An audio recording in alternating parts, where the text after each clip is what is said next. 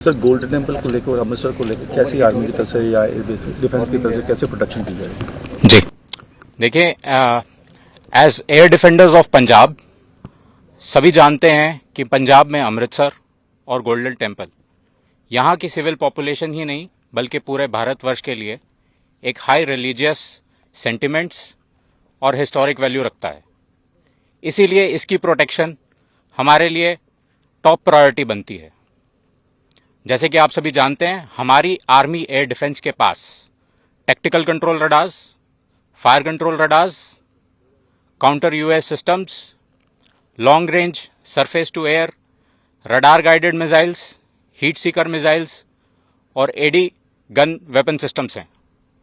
हमारी लेयर्ड और tier defence, जैसे आपने डीजीएमओ की कॉन्फ्रेंस में उसका मेंशन सुना होगा, ठीक उसी प्रकार हमारी different class of ground based air defence weapons, एक कारगर एयर डिफेंस और काउंटर यूएस अम्ब्रेला यहां बनाए हुए हैं।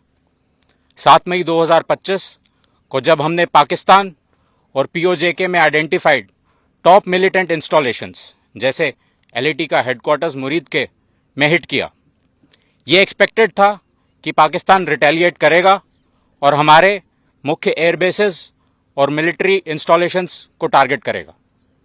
बट टू आवर सरप्राइज, कुछ kamikaze drones surface to surface और एयर टू सरफेस मिसाइल्स जो कि डायरेक्टली गोल्डन टेम्पल के लिए वहां से लॉन्च की गई थी, लगभग 3 दिन तक they tried to damage our airbases and military installations.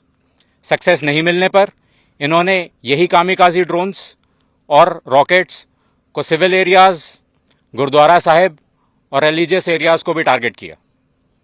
All of the air raid was intercepted and shot down with such precision. More so over civil population ने भी हमारा कभी साथ नहीं छोड़ा। आप इसी बात से अनुमान लगा लीजिए कि 3 दिन में हमारी ground based air defence weapons और आर्मी एयर डिफेंस का सिर्फ 10% एम्यूनिशन ही एक्सपेंड हुआ था। I must tell you this, हमारे जवान्स देवर चार्ज्ड अप।